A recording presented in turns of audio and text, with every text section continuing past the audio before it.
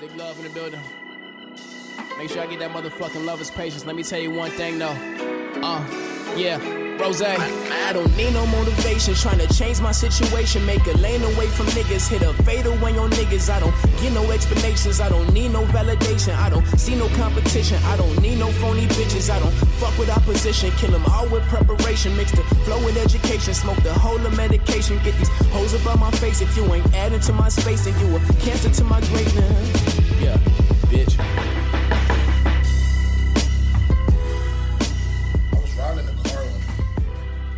Because we didn't have an intro song at that point. I don't even remember. It's a year and a half ago, so I don't even know how old Cloth Talk was at that point. And like that was always my favorite verse, but it was very important for us to find a song for the intro that fit the motto of the pod, like not the motto, but like what we wanted the podcast to be. Felt organic, fit the energy, had a hip hop feel to it, and. But it was like, I don't need anybody's original music. We don't want to pay $700 for a beat. Like, it's not that. And then I was listening to this shit in the car, and I spun that shit back probably like 6 times before I called Bert, and I'm like, hey, I got the intro. Like, you gotta start this shit right here, though. And then I sent it to everybody, and it was like, yeah, that's it. So it was real cool. You probably listen to that shit more than me. Yeah, I definitely have. Nah, we're talking. That's how it be though. Yeah. My boy Noah, he made a song called "Winner." That was one of my favorite songs when he first dropped that shit. I used to listen to that shit every day, and I think, and like right now, one of my favorite songs is shout out to homie Marcus. He go by Red Flag, whatever. He got the song called "Cuz I." Yeah, that shit's very tough. It's literally tough. So like, I obviously with music is cool when you know your favorite artist, but like that's my roommate for real. And like Marcus, like I see Marcus at least 2, 3, 4 times a week because like he be here. So, like being able to connect with the music on a more personal level to me always goes, that much further. It's like, nah, I know this person's story literally. Like, I'm not a fan. I'm a friend. Right. You can digest the music better. Creation, what's it say? Creation is the highest form of human expression. Is that what they say? Yeah.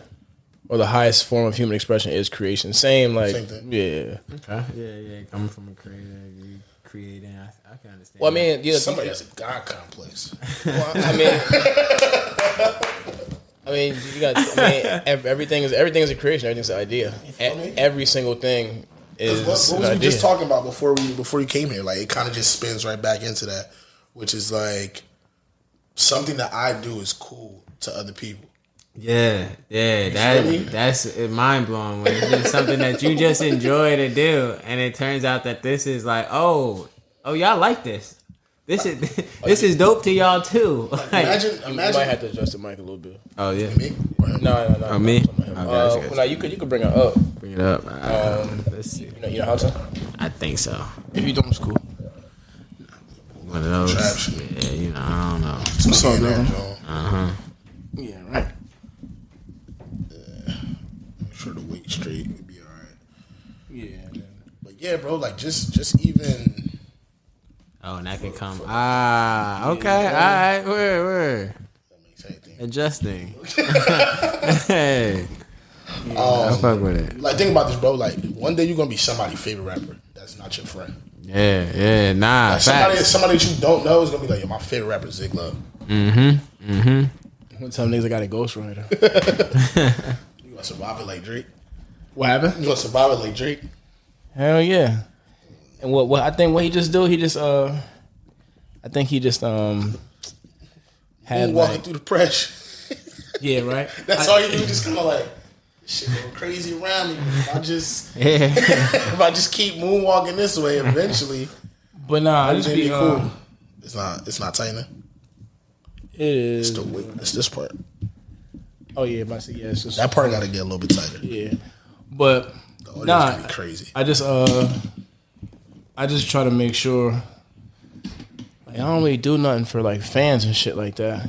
That's why I rap about like my real life. Like, that's what we're saying though. Like something that you do. Yeah, that's your form of expression that you create. somebody like fuck around and like and die about that shit. Like it's people who will die about Lil Wayne. Like that's a fact. That's a fact. Like people will literally stand and will run you down the stats. They'll run you down the verses. They'll have it all for you. Like what? I don't give a fuck about no Jay-Z. Did Jay-Z say this? And mean that shit with every fiber of their being. That's a fact, yo. Word up. That's like, it's insane. Like how niggas feel about J. Cole. We don't have to. Come on, man. Why you doing that, bro? It's company. I'm very comfortable. It's company. You don't like J. Cole? I love J. Cole. Oh, okay. I was about to say, damn, that's a first. That nigga stinks. Yeah. Oh, damn. For real? J. Cole? Like, oh. Yeah, he bro. said he's poo. That's crazy. Yeah, he did that on purpose. Niggas be trying to scapegoat me into rants, and I don't got the time today. Damn, I ain't gonna do it, but that's very wild. It's not good, man. Yo, it's funny you say that. I made a nigga get up out the barber chair for that this past week. Damn. I was in the barbershop getting a cut. And like, old head was probably about to leave anyway, but we was talking about, we was actually talking about Drake. Yeah. And he was talking about, like, niggas can't rap with Drake, boom, boom, boom, boom. So, like, it escalated, and I'm just like, rap with him? I'm like, there's a lot of niggas that can rap with him, like, and there's a lot of niggas who are better than him, make better music. Maybe not. They might not do that. And I was like, he didn't want that problem with Kendrick. Boom, boom, boom. He was like, yeah. He was like, J. Cole, another one of them guys that could do that. I was like, hey, listen to me.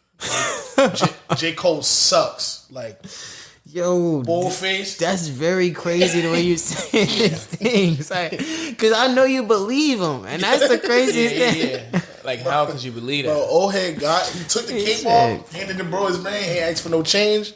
Hope I got bro a generous tip that day. Pause. And yeah, he just left. I was like, yeah, let me know anytime his cut coming. Next time I want to see if he really about that shit. I'm gonna wait till wait till the barber go like this in the middle of your shit. Yeah. Start slaying J. Cole like, yeah, let's see if he really about to leave, nigga. Like, I hope J. Cole not your son's favorite rapper. Yeah, like, it's like, are you really about that she was talking about? Wow. But yeah, man, that's your man's? J. Cole's your man's? Nah, he my man's. Like, I respect him. He on some playlists, but like, I'm not going to war. But like, I respect J. Cole though. Like, he definitely deserves respect. He's a great producer. You know, he's a great artist. Like, that's very crazy how you keep slighting him. Right? And I'm not gonna be a part of it. But I allow you to be you. But I'm not gonna be a part of it. No, J. Cole gonna find this, and he gonna drop some bars. J. Cole gonna find Lenny before he find me. Yeah, my man went on a rant on here with, like, it wasn't even a rant. He pulled up because he hates J. Cole just as much, if not slightly more than I do. Damn. Yeah, I was in his wedding. We're great friends. I ain't gonna speak about that man wedding. But yeah, literally, he came on the pod and was like, "Yo, do you know how many J. Cole bars have the word? He just raps about shit." And he pulled out his phone and proceeded to list J. Cole poop bars, and there's way more. It's a lot. I will admit it is a lot. And he wasn't finished. I'm gonna send you the clip when we finish from here. There's a lot about poop. Yeah. About poop. It's more than a couple. It's more than it should be. Oh, okay. I mean, hey, man. Whatever's your shit, I guess, J. Cole. Whatever your shit is. What you call it? Yeah, 83 Zig? Yes, yeah. 82 was yeah, mellow. Yeah. Episode 83 Under Regulation Podcast. I am one of your hosts, Shake. Poop no. Eczema. All right. Zig Love in the building. You feel me? One time. Beeman has done it again. Shorty Beeman. Monsieur Bouzin. Another time for Bert. Monsieur Bouzin. There's a lot of people on the podcast. Right. Dante watching me push all these buttons. He's Yeah, like, what kind of boys? the niggas from Elizabeth. All right. Al Qaeda Boys is a crazy name. The niggas is wrecking havoc somewhere. I thought you were someone Ivan and Jose. Nah. I was Shout out Drago, shout out Rose, Shicey. We got a special guest with us all our guests are special until they make a second appearance. Then your family, you get your own shit. Introduce yourself. Right. This is Dante Maurice, as a filmmaker and artist, multidisciplinary, founder of UCyphe, founder for struggling creatives. I'm just here to help, man. I'm here to help my people. I'm here to make sure that whatever we got in our heads, we should be getting out to the public and continuing to inspire. Because, look, man, if it's a gift, like, it's supposed to be given. So, like, this for us to be doing. So yeah, that's who I am in a nutshell. But we're gonna get into it though. So you mentioned you said what's up, right? You said what's up mad early. I word. Yeah, I said my eczema. I word. That's got to be a drop. Yeah, what's that mean? Oh, he got the wild. No, I got eczema. Oh yeah, yeah. I was scratching my arm. Oh okay. But then I realized, I was like, bro, got the camera. I was like, yeah, I'm feeling like a dope fiend for the first 2 minutes. I was like, I like that. I like that. See the real me. I feel that. He was like, nah, real fast though. What is I'm that? Like, yo, like I know you got bars. Like I was okay. All right, I feel that. Double entendre. Right. Okay. Man. Yo, so tell, for our listeners, like I know what UCyphe is. Our listeners might not even know what UCyphe is. UCyphe is, would you call it your baby? Would that be the baby? Damn, that's one of my kids for sure, man. You probably these kids with all the projects now. Yeah. You got the Cosby's. Yeah. That's definitely one of the first. Like, I would have to say firstborn. Like, honestly, because UCyphe been rocking for a minute, bro. Yeah, man, UCyphe is love, bro. UCyphe is love. Like that's a complete sentence in itself, bro. Because what happens at UCyphe, whether you've been at a show and you've got the mic passed to you, or you've been part of like one of the old heads come up and say a prayer after you done, somebody was just mosh pitting off the stage, like all these moments you done met a artist and now y'all building a project, like all of these things are happening within UCyphe. But there's also a moment now where we're creating resources for our communities, like where we're making sure that now you not only coming here, you meeting people that you sharing love with, but like, yo, come here, like we got food for you, like we got some clothes for you, and it's fly gear too, like, you know what I'm saying? We got the things that's helping people, whether it's in their spirit or it's in their physical world, whatever the case may be. Like, yo, UCyphe is love, like it's where you're supposed to be, man. But like you guys just did a Thanksgiving close round? Yeah. Every year? And we've been doing it. Now we're gonna be doing something seasonally, where it's like each season we're gonna be outside, and like we got the creative space, so that's the 17-foot box truck. We turn that into the thrift shop that like you can shop for free. Like, so you go in there, and I'm talking about sometimes you go in there, it's heel figure, it's polo, it's, you know what I'm saying, for the ladies, we got like fresh ladies gear. You like it's depending on whoever is donating, we got mad fresh gear in there. And whoever come up, you just come shop, do what you want. Before you come and shop, we gonna make sure you get fed. So like we got home cooked meals. Like my auntie, like she make a spread, bro. I'm talking about like it's about 10 to 20 pans out there. We making sure everybody get mac and cheese, collard greens. Like we got fried turkey. Like come through, get some love. And all of this is happening within the space of like what was that? It's right outside North Penn. So it's a space where anybody can commute to. Like you can get there. Like as long as you can get to a train, you can get to a bus. Like you can get to this space where we're all gonna be at. And we just continue to make it bigger and better. So we're planning on by this summer, we want to really get a stage out there and make sure it's festival vibes. Like we already got, last time we had some games out there, we like volleyball. We're gonna have the whole soccer field out there because we play into the demographic that we see in there, and just making sure that, you know, as much as there's resources there and as much as it's gonna be art there, we want to make sure it's fun as well too. Like we need the spirit of just like, yo, take the mask off. Whether you've been having a hard day, a hard week, a hard month, a hard year, like when you come to UCyphe, you know you're gonna find what you love there. And like that's something that's special. Because quick story, like my man's Willie, yo, he came to the last joint, and when I seen him, I ain't seen him in probably about like 3 years. I'm like, yo, what's good, bro? Da, da, da. And when he get there, he like, yo, like I was gonna come later today, but like I was having like trouble in my crib, like, you know what I'm saying? Like it was just, you know, like yelling and this and that, da, da, da. And I had to come here, bro. Cause like I knew if I got here, I was gonna be good.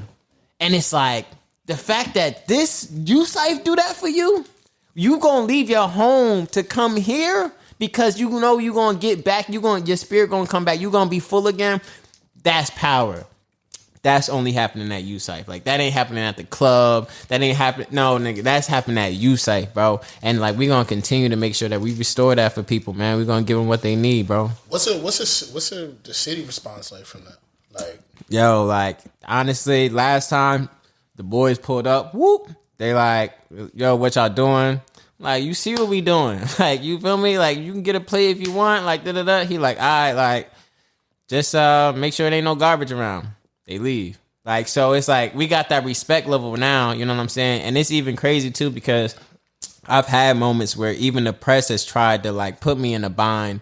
Politico, I was published in Politico with a interview they had with me, and they tried to align me with this other dude that was running against Roz and talking kind of crazy, and it was nuts how they tried to align. Yeah, it was nuts how they tried to align it. But when they interviewed me, they was asking like, "Yo, like, you know, Roz put out that thing where you needed a permit to go and like serve the people out there, right?" They were trying to feed you the questions like, "Hey, yeah, you're like, against this shit, right?" Yeah. So they like, yo, like, you know what I'm saying? He did the permit, like, yo, how do you feel about that? And I'm just being honest, like, it don't matter. It's not about Roz. It's not about anybody. It's about like, look, if I own this and I want to give this, I'm gonna give it. Like, so if I got food, you're not about to tell me I can't feed somebody, because that's my prerogative. If I got clothes, whether it's on my back or it's in my hands, if I want to give it to somebody, I'm going to give it to them. And I'm not going to ask you permission to help my community. I'm not going to ask you permission to help my people. Like, don't play, bro. Don't play.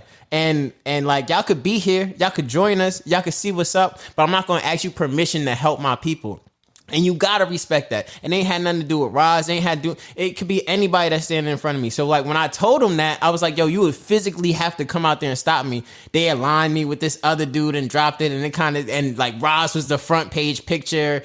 And it just looked like I was trying to come at him when like that's never been the sauce. Like that's never been it. Like, Roz, you see me all the time, bro. Like, it's love, bro. But regardless, like, there's nobody that's gonna stop me from helping my people, and I'm not going to ask permission. But if y'all want to have a conversation about what's going on and how this could be better, or what was, or how you want to be involved, that's what's up. But you know where to find me. We're going to be out there March 11th. Like, you feel me? So yeah, that's how I feel about it. Yes, it's crazy because so I don't know, in 2015 there was a project I did with the homies called a Limbo Project. Mm-hmm. I don't know if y'all remember that. I know we partnered with, well, like, I can't say partnered with you guys because it wasn't like a partnership, more or less, but it was, in theory, it was a partnership, but like, you know, like not in terms of business or whatever. But I know, you know, we did some things together. I had met a couple of y'all at different events and things like that. And it's like, what, as far as the community that y'all build, like, within yourselves, how do you like keep continuity?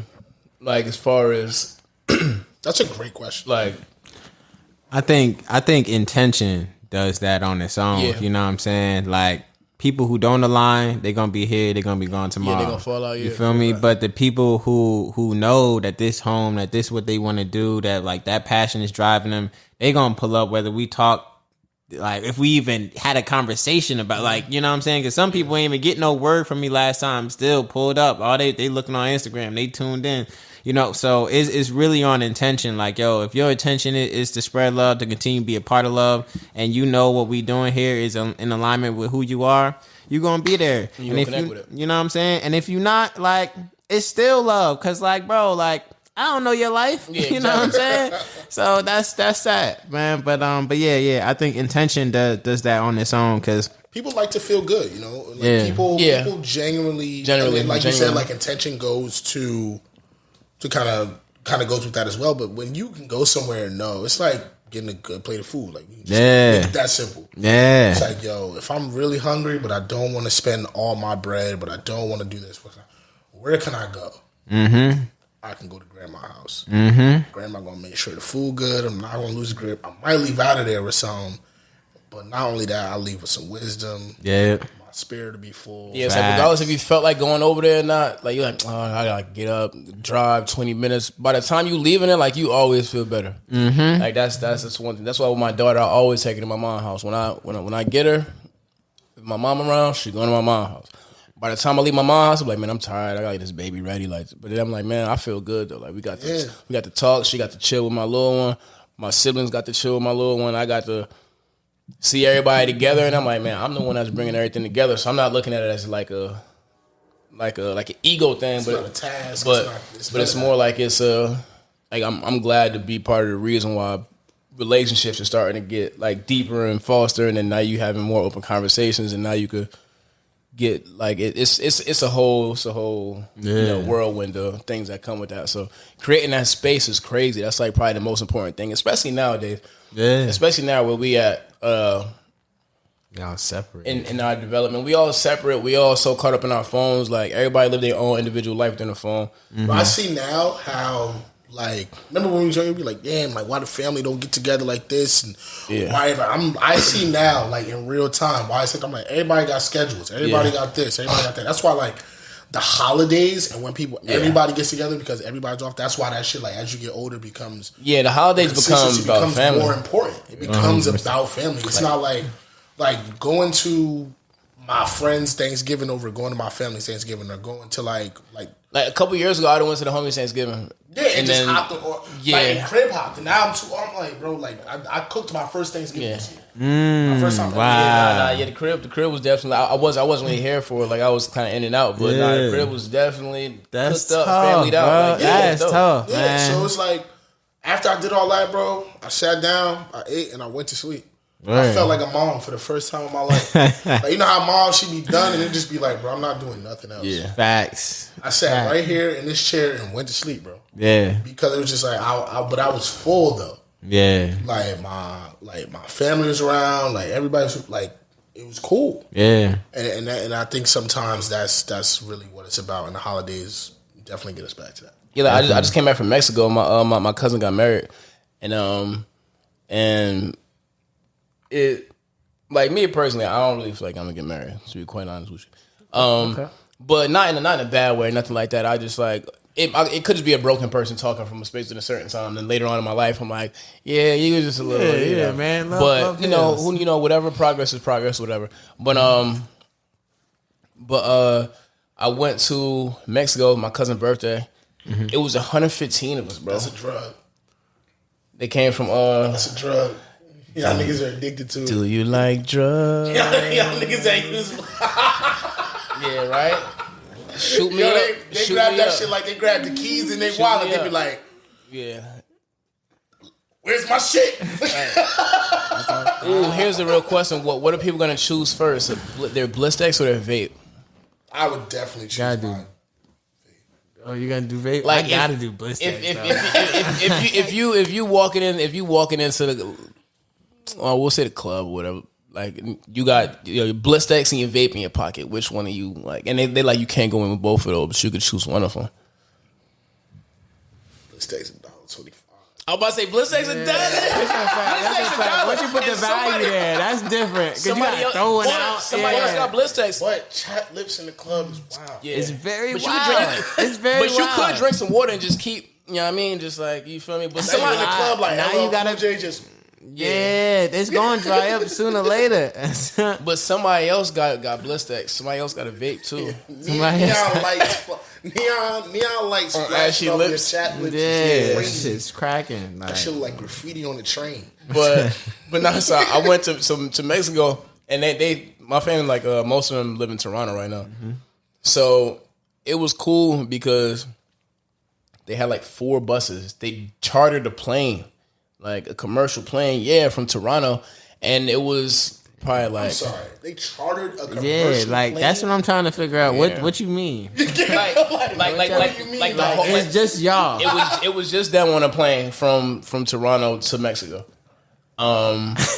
Yeah, that's gang, bro. Yeah, that's super gang, and it's like all friends and family. That's a fly.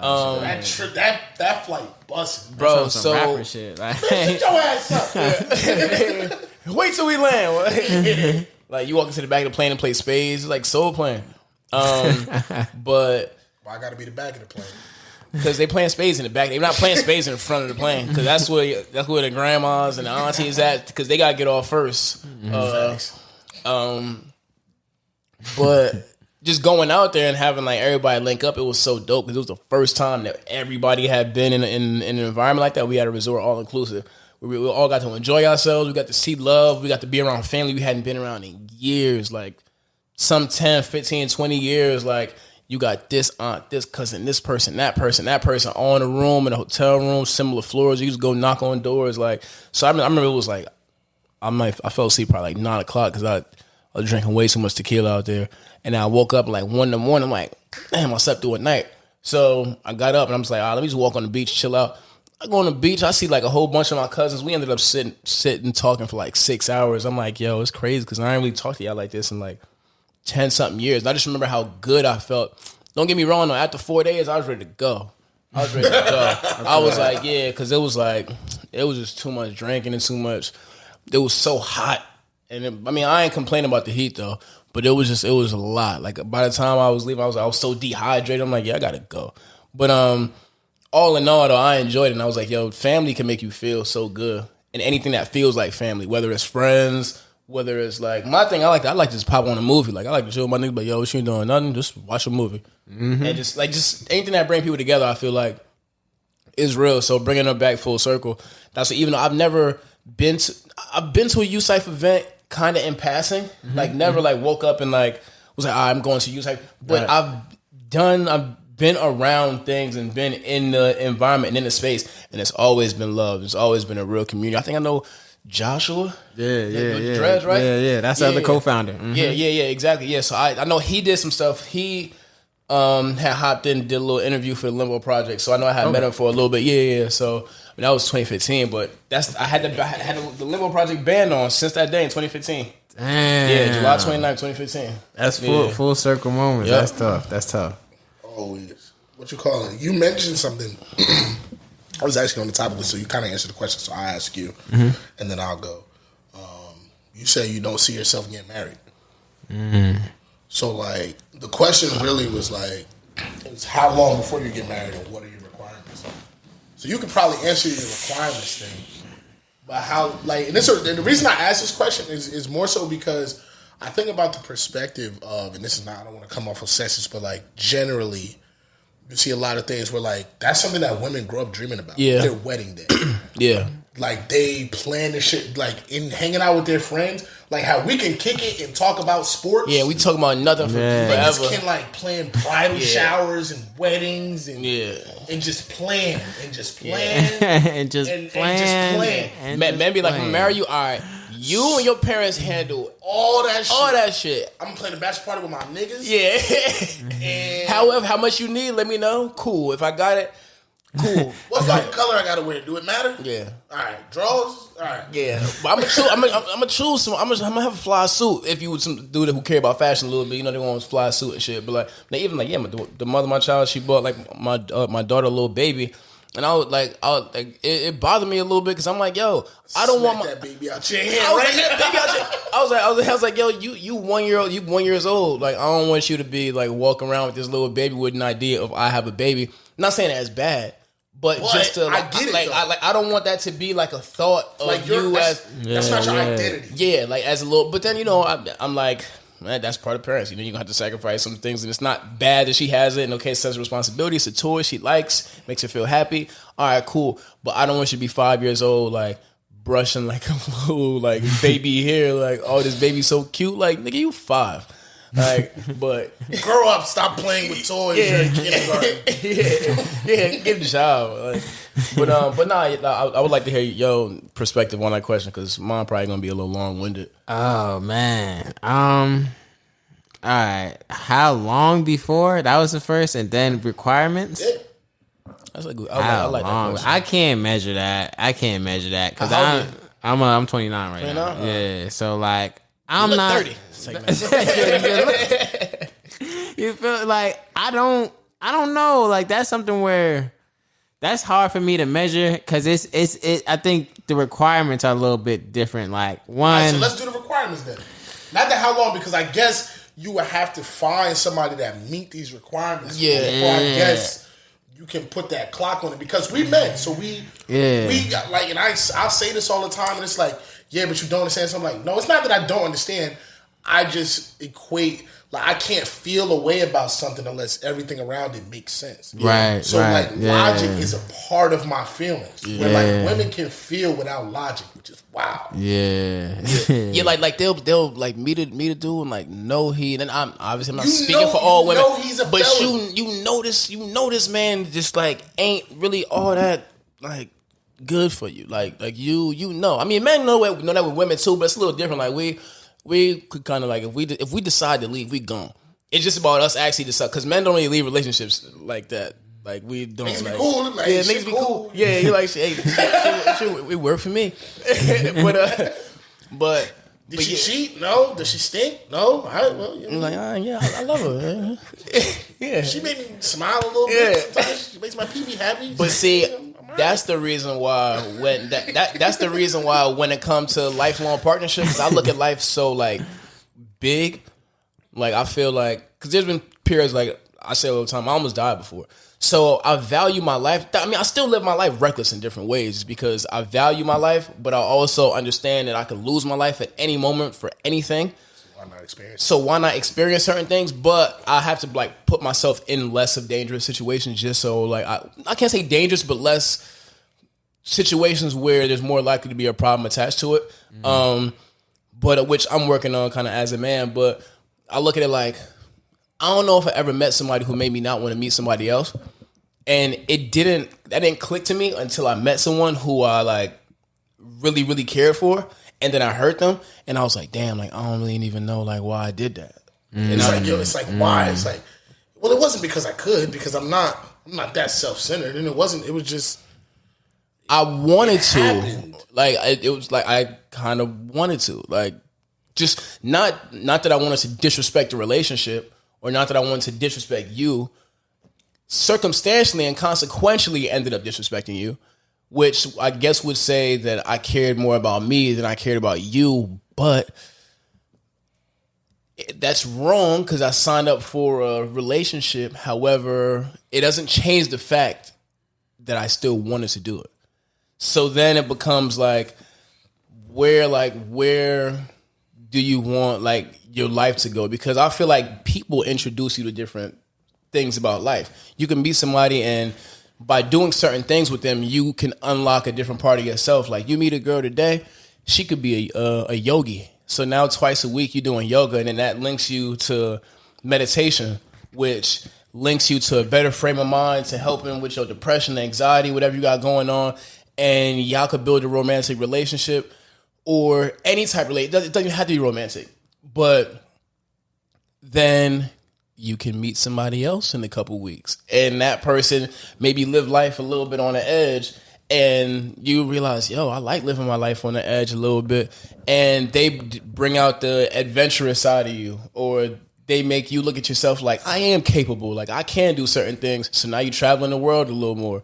Now you doing this, but the girl who like traveling the world might not be the girl who like to do yoga, might not be the one who teach you how to take care of yourself. Or so then I'm wondering, like, is there one person who I think like I want to, and I say this at 28, people be like, oh, I've been dating for so long.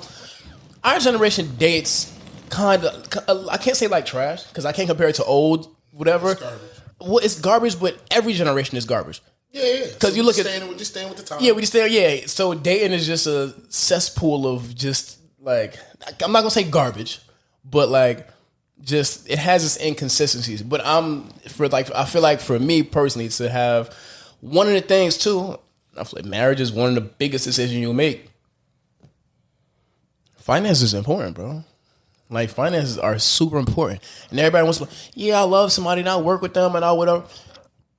This is not superficial, but it's like you have to choose what life you really want to live, and certain things you have to make negotiable and non-negotiable, depending on how you operate and who you are. Imagine like just like, yo, what are your requirements? You have to make at least $80,000, and that should be like, I'm sorry, like yeah.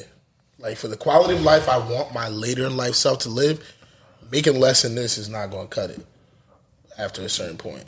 And I feel like, and then to even make them type of statements, you gotta that's what I'm saying. You gotta be, yeah. Like to even get to that point, you gotta feel. But I'm saying you don't hear broke people talk about like. Was it you that said men can't go into a relationship broke? Women can't. Oh yeah, men can't go into a relationship broke. But women on a date broke. Women can't. We Forget just had a this relationship. conversation, You bro. can't even go on a date broke. Like it just what you It just don't gotta even pay for like. something. I don't even want to like. I want to try that shit, bro. Go to the club with no money and just like What? Just Like you're not look gonna at make women, it in. Just stare at them and see how long before I get kicked out. Like what? I don't even like. But then that's another thing as a man. I feel like until you're able to take care of your own life, I don't even think that like adding another adult to it. That like see, and here's the thing: like having children has really taught me how to separate like kids from people. Like I can fuck with you like as a you a cool kid. Yeah. Fuck with your parents though. Yeah. You're a cool kid. What type of kid we talking about? Like like you 7 years old. I fuck with you, but I don't fuck with your parents. Like that is that level? We'll talk about it later. Okay. Yeah. But nah, like it more, but not even so much that as much as it's just like it's like man, you know what? Like it teach you how to separate relationships for real. 100%. So it's like I don't have to like I have to do for my kids. Yeah. I don't have to do for you unless I choose. To. It is a choice for me to be with you, and then because of my choice to be with you, my choice comes with these things. It's kind of like how when you go on a job application and you fill out the job. They ask you for your experience. Women want to know your experience. They ask you, where you been? What you been doing? What are you like? Are you a team player? All these different things. And then at the bottom, when it's telling you all the shit that's going to be about your job, give you your salary, your this, your that, and right at the bottom it says, hey, some details of this job might not be listed. That's being in a relationship. Yeah. Essentially. Essentially. Like That's a fact. so, That's a but fact. you choose to apply for that job. So when you apply for that job, everything that comes after that, you signed up for it. Yeah. You know how you beat that shit? Just don't get no fucking job. You stay on unemployment. Look, for real. But in addition to it, just choosing a job you actually want. You become a temp. Like, I think a lot of people don't really choose, or I don't think a lot of people don't self-actualize enough to figure out what they want. And like, they just meet people, like them a little bit, explore it, like them a little more, and then get to a point where they say, okay, like, I'm gonna be safe here, and I'm gonna just rock with you. I think you gotta know who you are as a person too. Some people need safety. Some people want to be safe. Some people want that comfort, that stability. So And some people are easily satisfied as well. Are we saying that fear is one of the biggest driving forces of marriage? Yes, I mean, consequentially, 100%. Because some people really do have the fear. Like once they get older, I mean, not for nothing, you wouldn't need to marry them and put it on the grand scale if you weren't afraid to lose them. Yeah, you wouldn't need a ring to show off that you were taken if it wasn't for all that. because people, nobody wants. Because people get to a point and realize this is their only life, and they're like, I don't want to die alone. Like, and that becomes a thing. Me personally, I feel like I'm going to be in a position as to where I can choose my life so well. Like I'm making certain decisions before I'm even at a place where I should be making them, because I'm telling myself this is the only option. Like this is the only option, because I don't enjoy hurting people. Like that shit not cool to me. But I had to go through the experience of doing that to realize that, and then realize like, oh no, I'm not.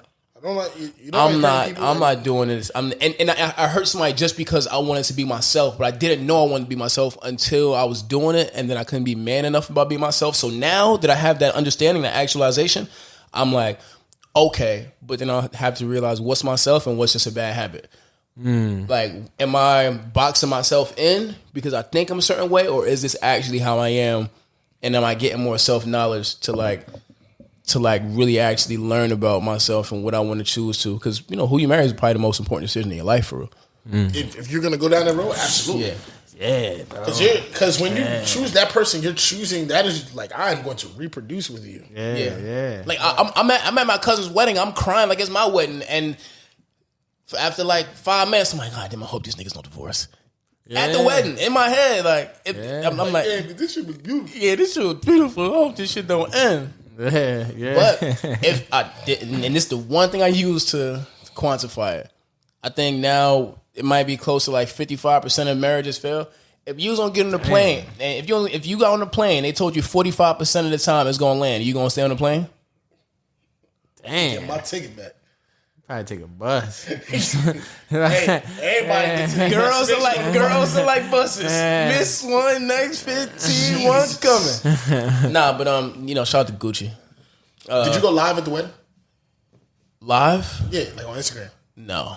Yo, so what's some places you should never go live on Instagram? I asked you that for a reason. I blacked out at the wedding. The doctor's office. You shouldn't go live.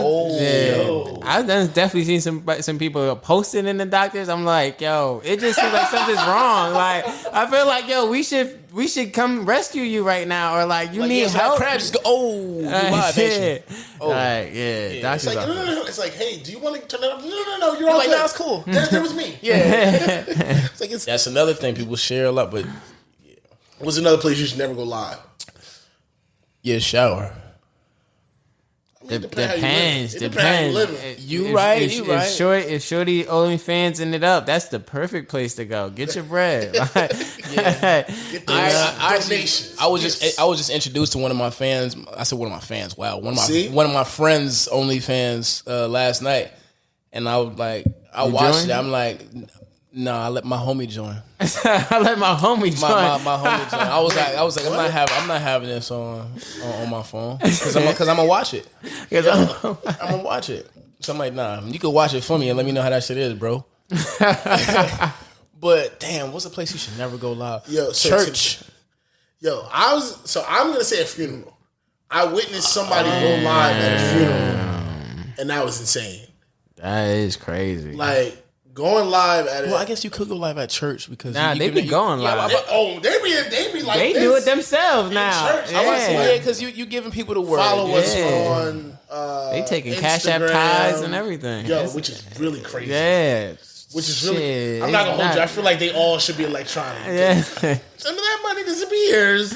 Yo, I seen this one church. They had an ATM inside the church. I'm like, that's crazy. I never knew. I think that's against the rules. First Baptist. Yeah, absolutely. Right, the bookstore, and that was the excuse for having it. Yeah, because they put a bookstore in there. It's like, oh, some people, they don't want to pay card. They want to pay cash. I know somewhere you should never go live. The delivery room. Don't go live while your lady is having a baby. It depends who perspective it is, though. That should look crazy. As long as it's first person, I feel like it's valid. Mid push. Oh, that's crazy, yo. Niggas not helping with their own baby, but this shit crazy in here. Like, don't look. Yeah. I got my daughter's. I got that whole thing on camera though for sure. Like that's really, but why though? I watch it every now and then. Like dead ass. Yeah. Nah, I can understand because I was there, so like it doesn't creep me out. It's not nasty to me. Like I just be like, yo. I don't think I've ever heard a person say that. They like, watched it. Yo, like that's crazy. Yo, there go Gigi right there. Look, and now you're here. Yeah. Yo, you want to see when you wasn't a thing and then you became a thing? Look. I think you should never go live at a Chuck E. Cheese with no child. Oh, that's bad vibes. That's bad vibes. Somebody got to call the cops on you. Why are you here? Like, go to a regular arcade, boy. It's like, yo, man, go home. Hey, what's up, Jonathan? Yeah. Hey, yo, this is my man Jonathan. We just playing skee-ball. Yeah. Nah. Jonathan, you in the first grade kid? Nah. Yo, about bad the third vibes. kid? Bad vibes. Yo, and they don't even got no security at Chuck E. Cheese, which is crazy. Yeah. They don't have no security at Chuck E. Cheese. All the niggas in the back that cooking, they got shooter sleeves on. They make $14 an hour. They ain't helping you save shit. It's a lot of creepy shit out here. I was gonna start watching the Ghislaine Maxwell documentary.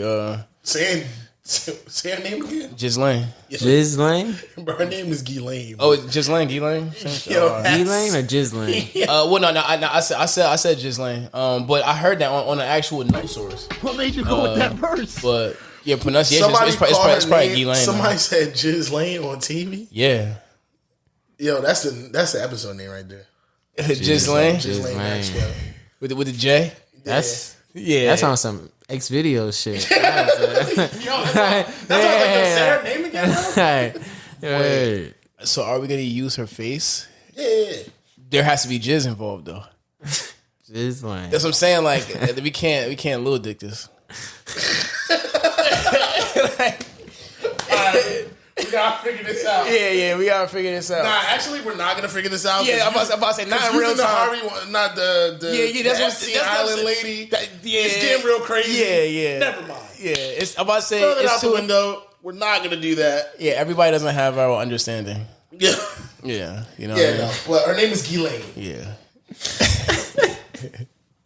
Oh, snap. So speaking of children, did you see? That's a bad segue. Speaking of children. But you know what? It started off with Chuck E. Cheese, so it's But speaking of Chuck E. Cheese, though, fucking where's this going? No, so mother of my child took our daughter to Chuck E. Cheese, and she was like, "Oh yeah, I paid $73 for 2 pieces and some wings." I said, "Nigga, you could have took us to the club." What? I was like, "What?" You could have took her to the club. Yo, yeah, man, her shit getting really expensive. 2 pizzas? Wait, how much? First of all, how many kids went? But it's not. It's the little pies, so it's like the little pizza pies, but wait, still how two. many tokens? It was her and her mother. I was They like, don't even play no game. I was like, what are you trying to prove? First of all, ain't no fun pit in there no more. They took that shit out after COVID. They did after COVID. So that's gone. Boom. Then I know how old Gigi is, bro. Yeah, Gigi. And them games in Chuck E. Cheese is all one token. Yeah, that's. So how many games did she play? I don't know. I ain't asked that. Because that's getting real crazy, bro. $73. Bro, I took TJ and Chuck E. Cheese with $40, and it was lit. Like she spent $73. She said spent $73 on food. He said we got options. That's what I was like. Yo, what are you trying to prove? Bro, you can take him in a Chuck E. Cheese just by pizza. Don't get no tokens, and let him mash on other people's shit. I'm like, mind you, that had nothing to do with the games. It was just pizza and wings. Bro, what? Yeah, bro. That was 2 pizzas and wings. Wait, 6 wings. And 6 American chicken and 2 wings? little pieces. I will show you the text. Something's wrong. Nah, they charged her up. Yeah. That was She was trying to keep up with the Joneses. She got a lot of toppings or something on the pizza. It's got mad pepperoni and mad toppings. Just like Watch, look.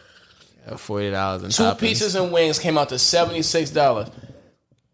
See, mind you, Gigi, she was having fun, but not really.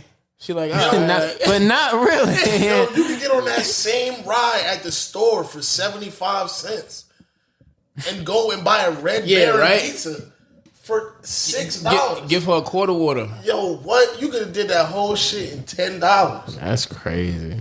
Bro, what? I bought TJ a pack of Hot Wheels cars, bro. Oh, what?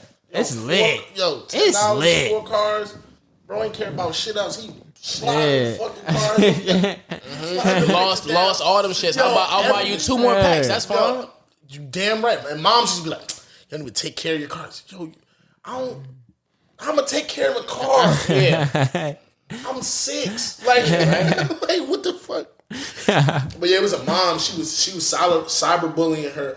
It was I seen a that. teen who was getting cyberbullied for a year revealed to be her own mom. Yeah. You know how bad of a child you got to be for you to leave the house in the morning and your mom to be like, It's yeah, time to turn the fuck up. Bitch, you ain't want to do them dishes? Let's get the shit. Let's get the shit. Something for that ass.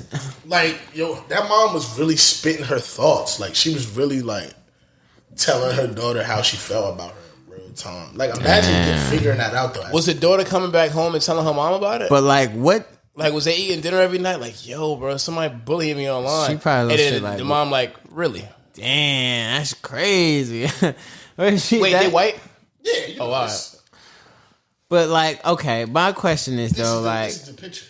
she arrested now? She from where's she from? Alabama? Like, what do you do? What do you do to that? Like, And it's crazy because like you can't. It's like the kid can't formally file charges. So then, like, who files the charges? And The kid gotta get a lawyer. but they can't because they gotta sign. Yeah. The parent. So it would then come. It's just bullying. It's only psychological abuse. So they're not gonna remove him from the home, right? It would then come. No. That's definitely on some diaper shit. Yeah, that's what I was about to say. You would have to go to Child Protective Services because you're creating an unhealthy psychological space for your children. She She got the police involved, and they got to the end of it and said, "It doesn't look like we can help you. Yeah. You're gonna have to go call them." Yeah, that's We have nuts. no grounds to do anything. I'm sorry. She hasn't caused you any physical harm. We can't see any immediate danger. You have to go back home. Dang. She's taking care of you every day. Look, she feeds you. You go to school. Like, Yeah, that's Child Protective Services. That's nuts, though, man. That's Like, what you would know how bad of a child? I'm about to say? What What would you have to do Well, damn. nah. It's on the mom. to make the niggas that mad? Yo, but that's some real shit. Though. Nah, like, for real. Like she birthed you. Yeah. She got her mom. Just gotta be a bona fide hater, though. Yeah, like it gotta be in her soul, something. Cause I'm like, Somebody did something. yeah, like I just don't know. I don't know what could make her that mad, yo. What would your kid have to do to make you that mad for you to do that? To bully him? Yeah, for a year online. Oh, man, How old was the kid? High school or middle school? 18. Teen. So let's say freshman year in high school. For me to bully my child every day, my son or my daughter. Your daughter. Your daughter. yeah, that's harder. What would she have to do for me to bully her for a year? Yeah, every day. Cyberbully too. That means you're at work. Typing away, Like, Or I'm just I could be like right in this room.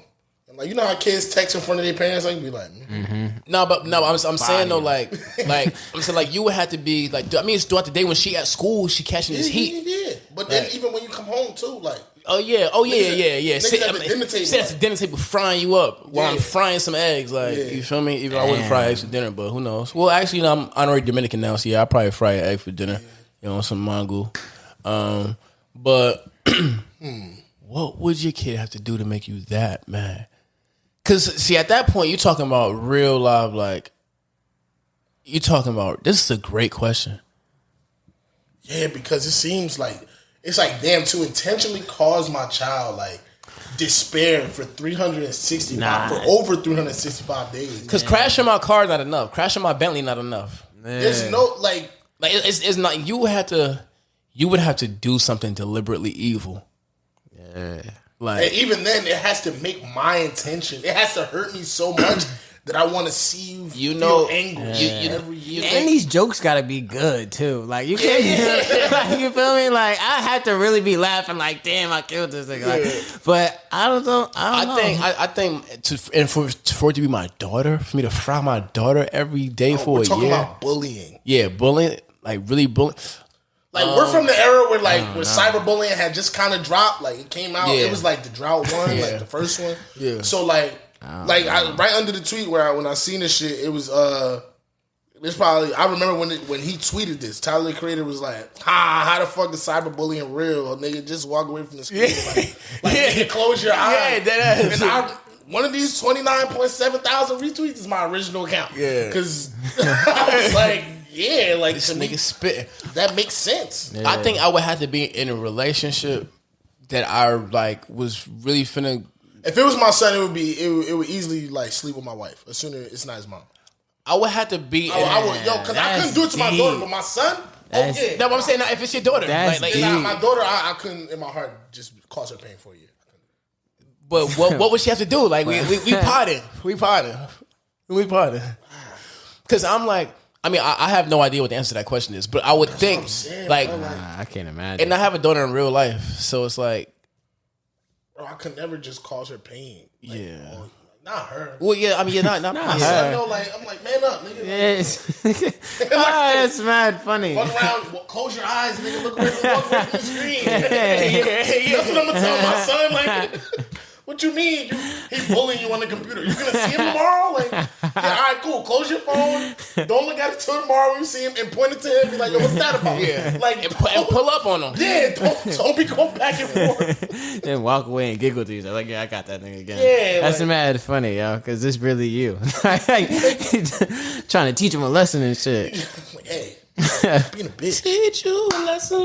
Yeah, I don't think there's anything my daughter could do. Because, like, even if, like, she tweaked or her mom and was wild disrespectful, I'm never going to be like, all right, well, let me violate. Like, that's what I'm saying. Like, that's she bad has to vibes. really hate that child. Yeah. Well, yeah. also, Like, you gotta remember, girls don't really be liking each other and shit like that. So Yeah, nah. girls got this thing against each other. I don't know what it is. Yeah. They competing. Yeah, like they was. Because they was all told that they the best ever. So somebody got to be lying. Yeah, it's a complex. Like women will like. Oh, I got some gossip for you, but that's like. Yeah, oh yeah, no, we ain't putting that on there. As soon as we press that button, they be like, Yeah. hey, nigga, what you got? Yo, so.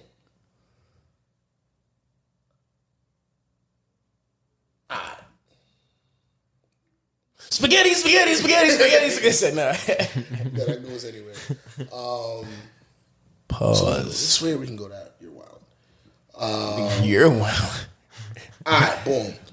Bald haircuts as a punishment. Agree or disagree? Because I seen a mom on the internet. She dead like just cut her daughter's hair for some wild shit. But nah, she a hater too though. She a hater too because you don't gotta go that hard. Like I never saw like even when it was coming up on Instagram. Like the first time I seen niggas like get the old man cut, I'm like, damn, that's funny as hell. My son might could get a bald head cut though. Never doing that to my Nah, kid, I wouldn't do it to my kid like because I don't think that shit like is funny or cute. But I can't do it, bro. My son maybe could get that. Like he would have to really, like, yeah. I think I'm against publicly humiliating my child for punishment. You know what I'm saying? Because the object of punishment should be to like rehabilitate the behavior. It's not to objectify in front of everybody. Yeah. You know what I mean? Like I'm looking at that, I'm like, damn, bro, like it's like whatever they did to you, was it as traumatic as what they're gonna experience for the next 10 or so years? Like this girl may have been 11, 12. Yeah. Mm-hmm. Like it's shit that I did in 8th grade that niggas remember to this day. And like you think like when we was growing up and everybody heard it from somebody mom was like, yo, people don't forget. People don't forget. And it's like, yeah, why? Because it was the early stage of their life where their earliest memories was. So it's like shit that happened in the 4th grade or situation. It's like, damn nigga, I remember when you came to class with a bald head. Yeah. Because your dad saw you with an F on the test. Yeah. And it's just like it's like I want my relationship with my child to come from a place of love at all times. Yes. No matter what goes on, no matter what they do, no matter what, even if I'm mad at them or even if they like don't do what I need or I feel like they should be doing or something like that.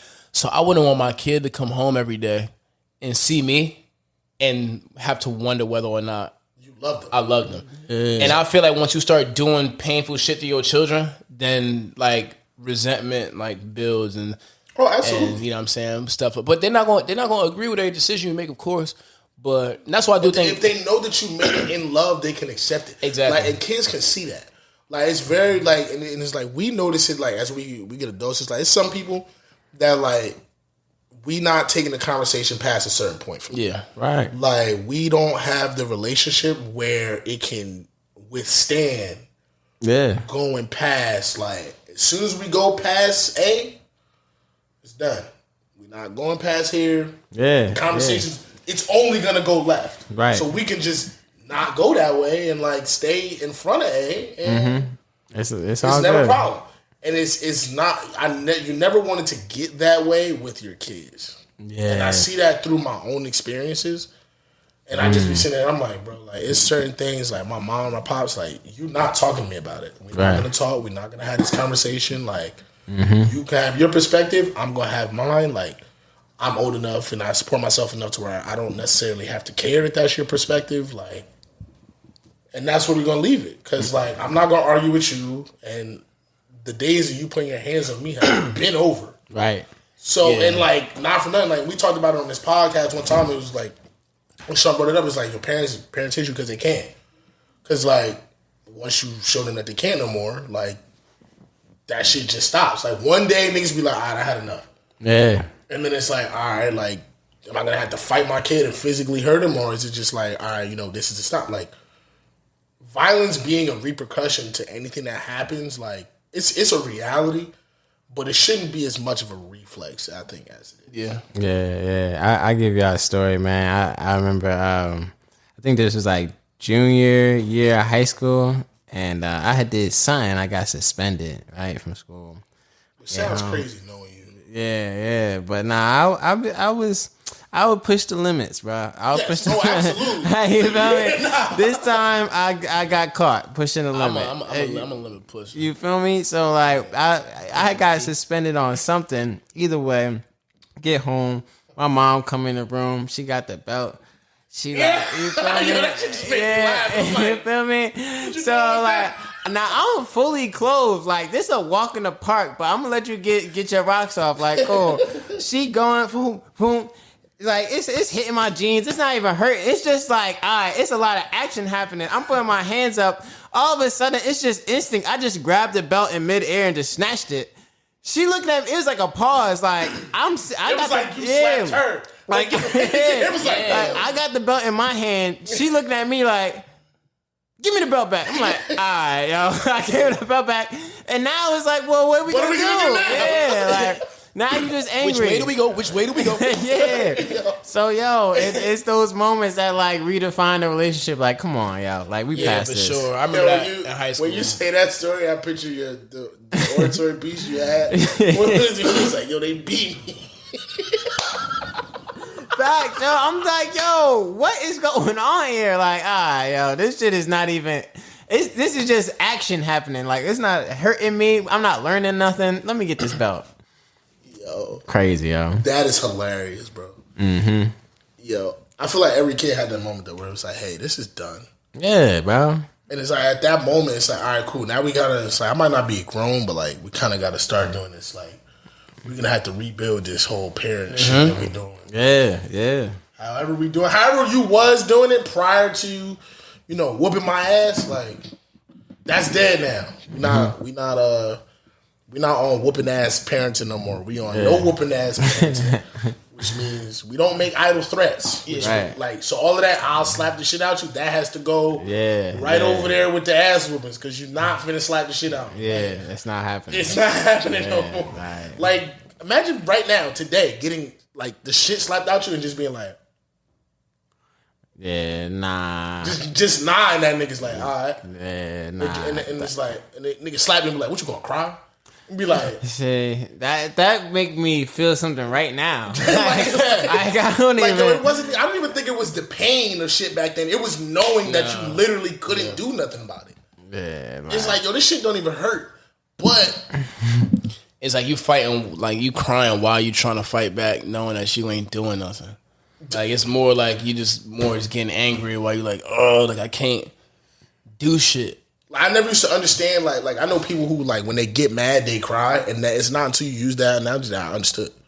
I'm like, bro, why are you crying if you're angry? And he's like, you don't understand. And I'm like, well, help me, because this is terrifying. Like, this is terrifying. Tears are for sadness and happiness. You're crying in anger? Like, that's some new shit. That's some God of War shit. I had never...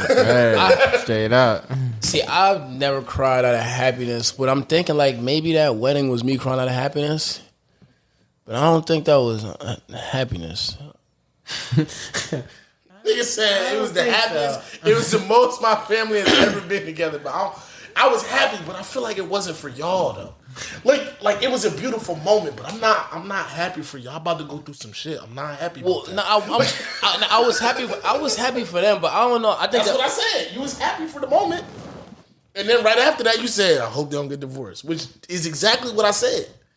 It's like, wow, this was a beautiful moment. I'm glad I was able to share this with y'all. Also, this shit probably not gonna continue like this, so I hope y'all survive.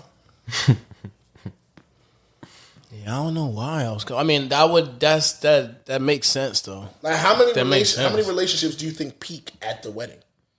I said it all the time. I was like, like imagine that your wedding being your wedding day being the happiest you've ever been with your partner. I mean, that might be the happiest moment though, because like I hope the fuck not. I mean, but I really hope not. I mean, I would much rather the 2 weeks later after that be the best moment we ever had than the one that we had to spend all this fucking money, have all these people do all this stuff. And then everything else is on the decline. You know what? Well, I guess that's probably the biggest celebration. So it's so it's happy, and I mean there's a euphoria that comes with the moment. It's like you're at the top of a mountain.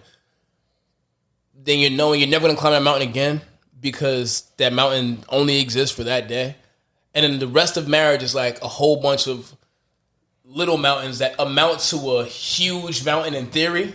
Did you have Miss Morelli in English? No. Yo, so Miss Morelli, shout out to Miss Morelli. She wore Skechers. She was mad straightforward. Okay, Skechers straightforward. Yeah, like she wore the shape ups, like but had no butt. Damn. Like, I'm about to say she had back for ass, right? Long back, but she was one of the coolest. Like I think she kept it $150 no matter what. Like yo, why are you giving this? She's like, because it's supposed to be this and it's not this. Like it's late. I like you, but that doesn't mean it changes anything that happened. She's like, I just want you to know that. So you're still getting this D. I'm not changing the grade. Well, then can I get you some D so I get a C, bitch? But yeah, she wore the platform shoes. Every shoe she had a platform. She was like, it's way more comfortable. She's like, I don't give a fuck about looks. She's like, I'm not attracted to any of you guys here. I have a husband. She's like, I don't come here to be fly. She's like, I come here to be comfortable because I got to walk around all fucking day. So if I'm going to wear these platform shoes and everybody wants to laugh at me, that's cool. Y'all wear y'all heels and complain about being uncomfortable. Meanwhile, I can run around. But, fuck, why did I bring up Miss Morelli? Because I was talking about marriage and happiness. Her and her husband had what was like, to me, when I was young, I was like, yo, y'all niggas understand. They didn't propose with, they was like, yo, we don't like, I don't want a ring, I don't want to be branded. Yeah.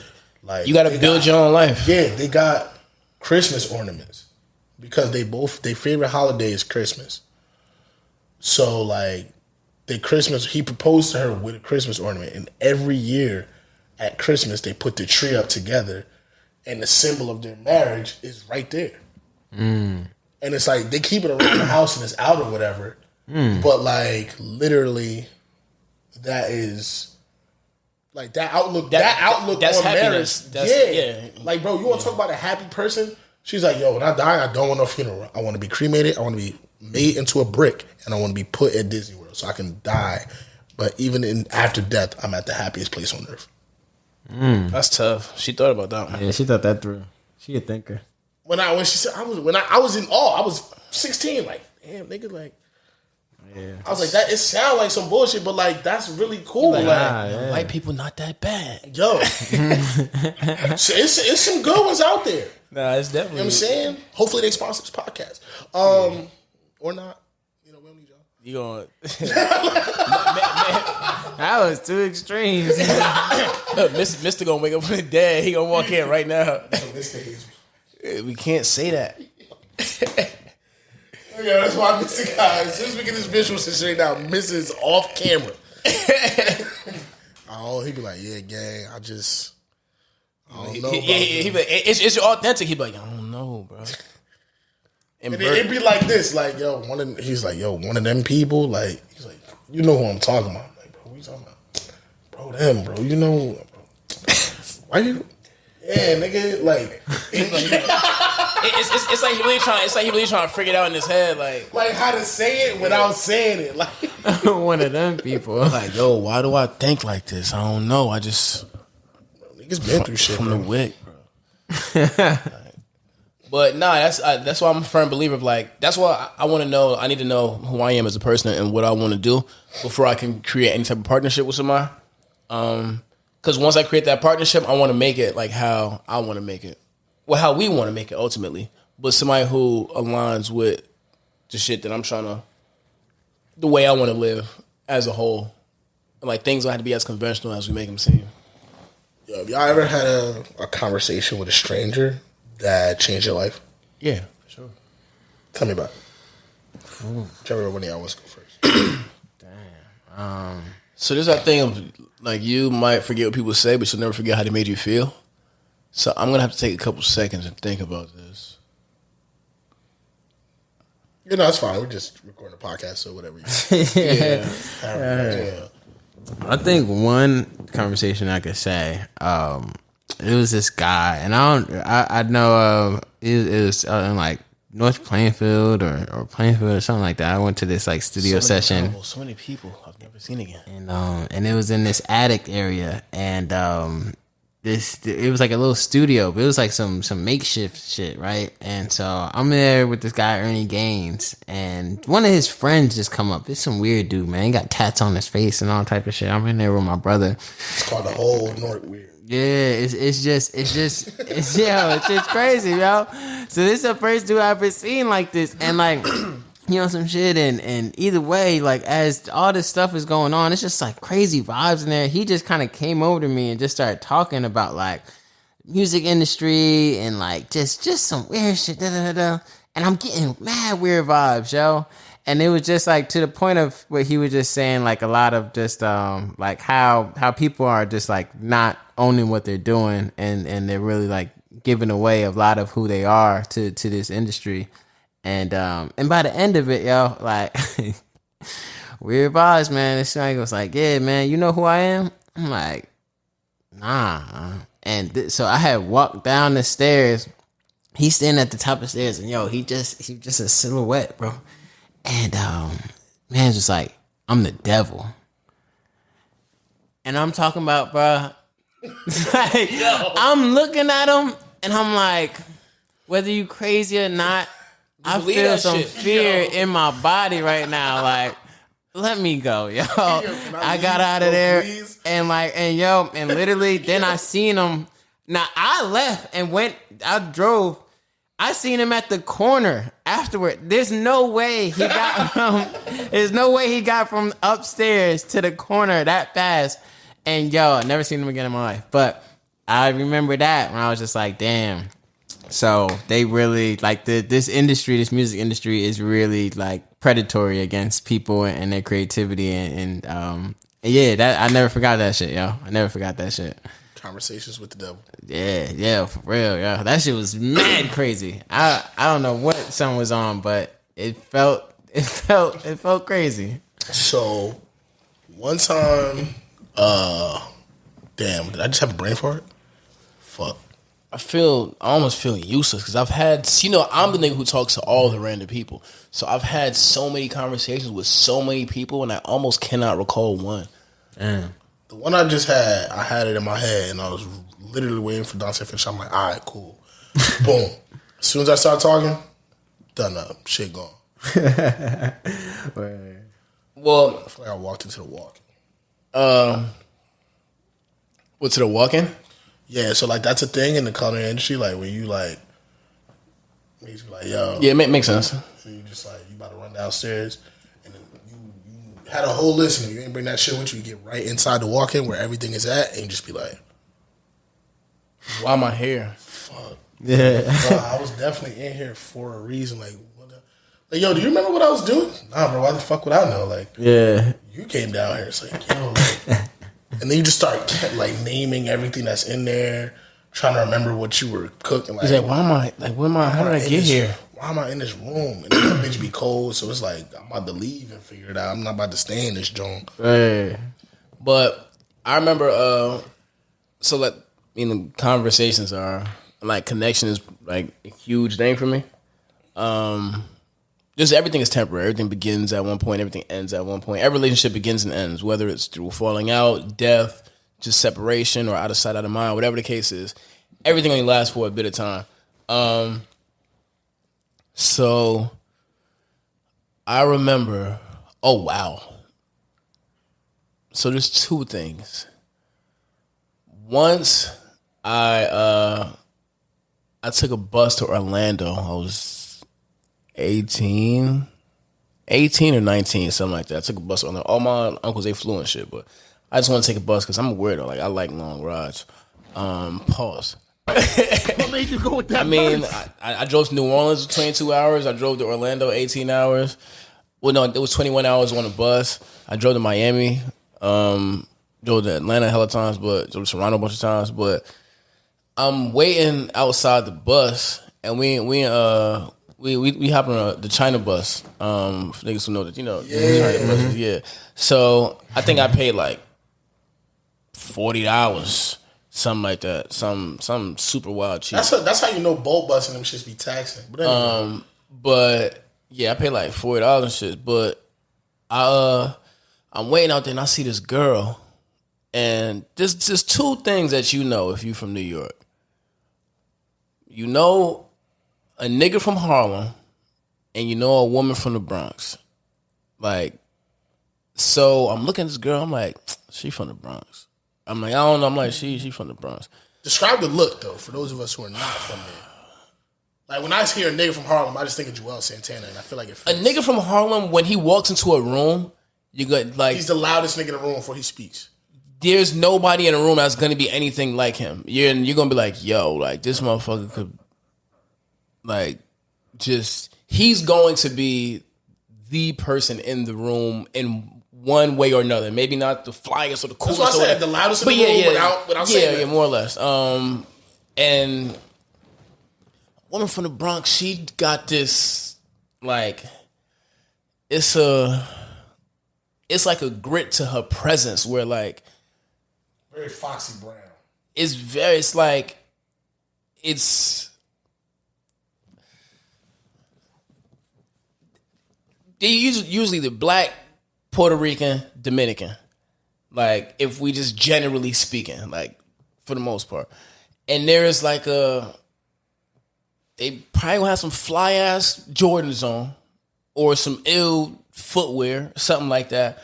With just it's really hard to explain it because, like, it's just one of them things you just like you just. It's what's the word they like to use now? It's the aesthetic. Yeah, like they're like an enigma, but you kind of know. But so I see this girl, and then when I get a feeling of like, yo, I should talk to somebody, like I just go talk to them. It don't matter about what. Like I just like anything I feel, I kind of just fly by that shit.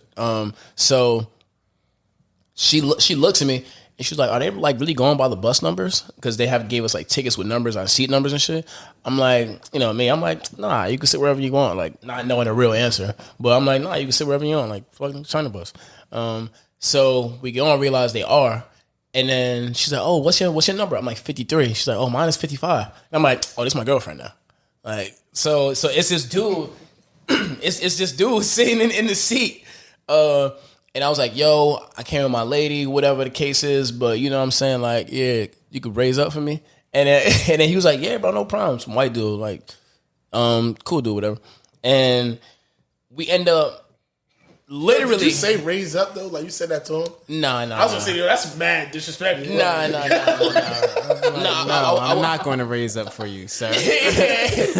Like raise up is a command. Like that's. I was just it's aggressive. I just asked him. I was like, yeah, I'm with my lady. We got to the desk at different times, so you mind if because he was by himself, so we kind of got lucky, but. She ended up having like 2 ounces of weed. Like one strain was different than the other strain was different. And literally for this 21-hour ride, you'd have thought we was like boyfriend and girlfriend. Like the way we just, cause more than likely I'm probably never gonna see you again. Even though we could keep in contact. I still have her contact though. But that ride and like we smoked like the whole way. Like we sleeping on each other. Like we cuddling and shit. Like we like doing all that. Like we ain't like. Do nothing sexual really, but all I remember is us doing that for the whole entire day. And then like when we got off and like we parted ways, like we texted each other like a half an hour after. It was like, yo, like she was going out there to see her baby father. And beg your pardon? Yeah, she's going out there to see her baby father. So yeah. So like not to see her child, but to see him. Yeah, yes, to see him. So, but they wasn't quote unquote. They weren't together at that point. They weren't together, but she was whatever. It ain't my business. But so we we were texting each other for a little bit, as like I'm headed to one part of Orlando, she headed to a different part, and we were talking about like how sad we felt that we weren't together anymore. And I was like, how can you meet somebody for a short period of time like this, and y'all feel like y'all connected at the hip for like forever? And it kind of just gave me a new perspective into how important energy is and how important people are, and like the role that people can play. Because we skipped all the small talk with everything. And it was just like, yo, we getting straight to. So we talking about religion, we talking about politics, we talking about love, marriage, kids, all this shit. And I'm fucking 18 years old. So that stuck with me forever. I'm going to hit her up. I'm going to say hi. You have to now. So yeah, the Bronx not that far, bro. Like, nah, the Bronx not far. Hit the PATH train. Like. I'm not going to the Bronx. I ain't going to the Bronx. See you now. Yeah, but I work in Soho. She'll bring her. She come to Soho. Yeah. Middle ground. I'm not taking this coat to the Bronx. I remember mine now, actually. Help me. So and it was also, I'm gonna make this one short. Long story short, I got into a car accident. A police officer hit me head on. Damn. And nah, it's all good. It was probably one of the best things that ever happened to me. It's gonna work out for me. It's gonna work out for me. We say friends could work out for you too. Cousin, go get that bag. Hey, but nah, seriously speaking though, I ended up going to the tow yard and I'm talking to the dude. I'm like, yeah, I gotta go to my car, grab some stuff, whatever.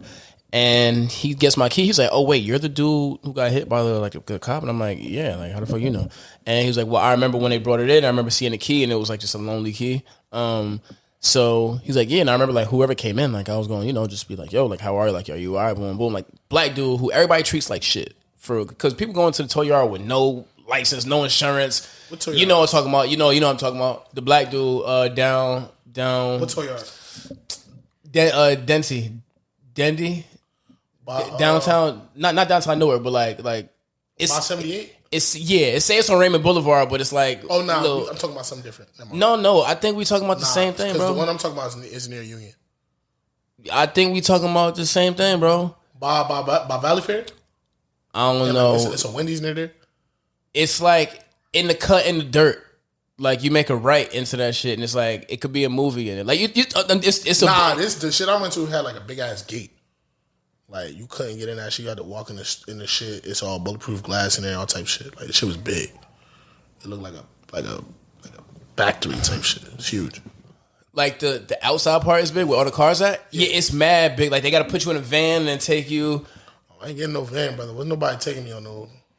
I ain't getting no. Oh yeah, now they had to put they would pack us like 4 or 5 in a van, take us to our car, but it was like huge. I mean, the place I'm at is under new management. But anyway, what did he say to you? But so I'm talking to him, and I'm like, yeah, he was like, oh yeah, he was like, how your body feeling? I'm like, I'm straight. I was like, I'm hurting a little bit, but I'm cool. And he's like, you got a lawyer? And I was like, nah. He's like, you need a lawyer. And I was like, I don't need no lawyer. I was like, what do I need a lawyer for? Like, the accident happened, whatever. Like, I'm straight, whatever. Boom, boom. So he's like, all right, well, have a nice life, man. Like, you know what I'm saying? So I turn around and I go and I put my hand on the doorknob and I'm about to walk outside and I was like, there's small moments that could change your life. I was like, he's a wise older man. He's telling me I need a lawyer for a reason. I don't know everything. So I closed the door, turned back. I was like, why? I was like, matter of fact, maybe I do need a lawyer. And then he was like, yo, I'm going to give you this number. This dude going to call you. He runs all the chiropractor centers in New Jersey. He going to call you.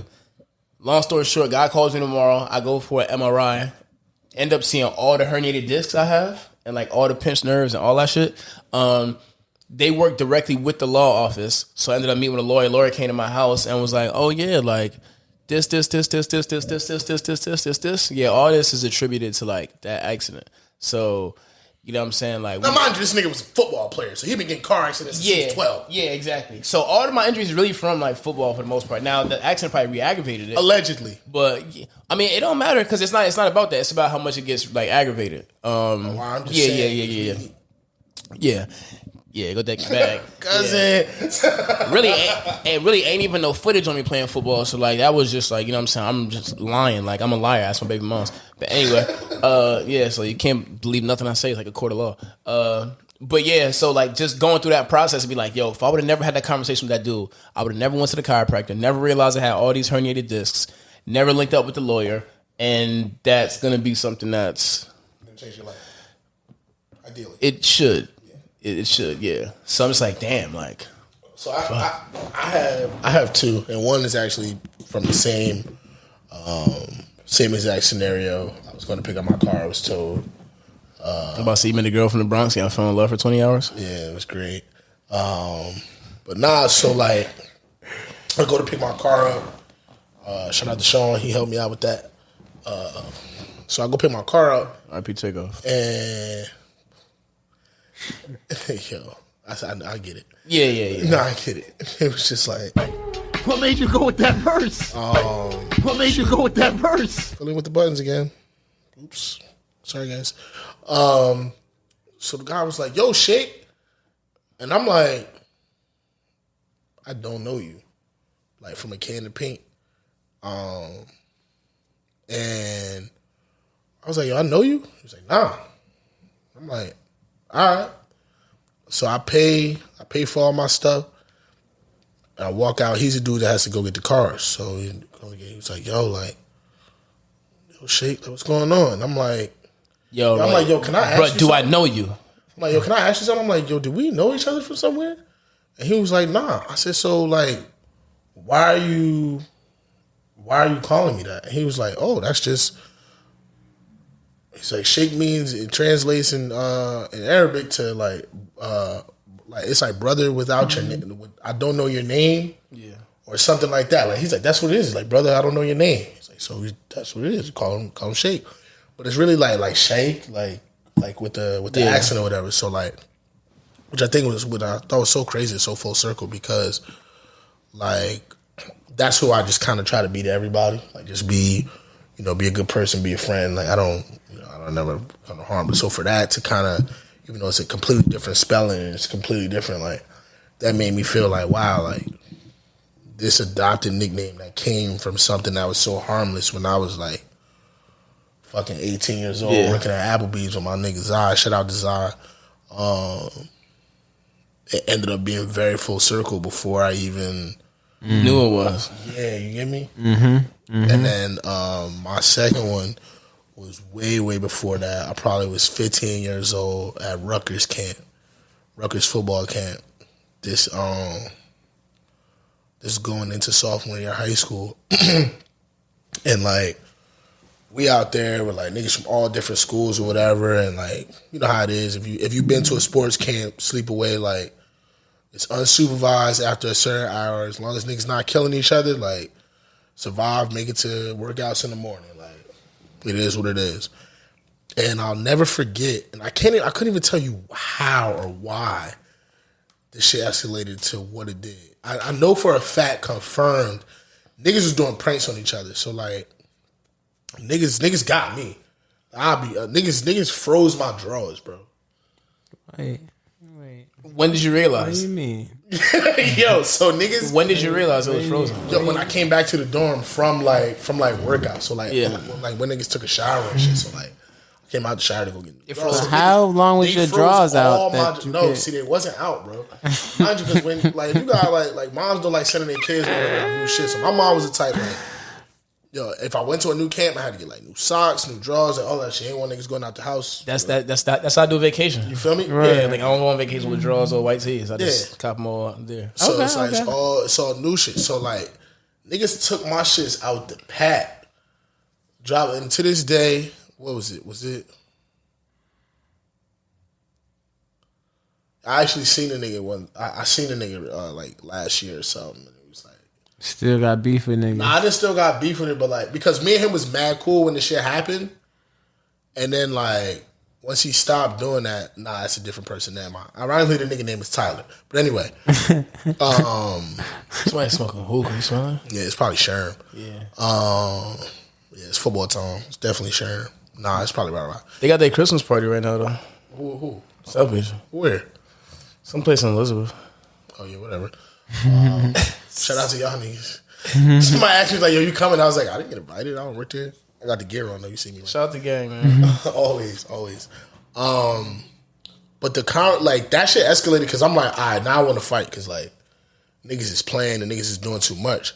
And it started getting to the point where like it started escalating. Like now we got schools going right here, and I left the room and I was just like, I'm like, bro, like you don't understand. I'm like, I'm not a violent person by nature at all, but because I feel the need to get violent, and I know I have a firm understanding. No matter what, my mom was never the person that was okay with me being that way. It never mattered. Like sticking up for her, sticking up for myself, this, that, and the third. Like she never cared.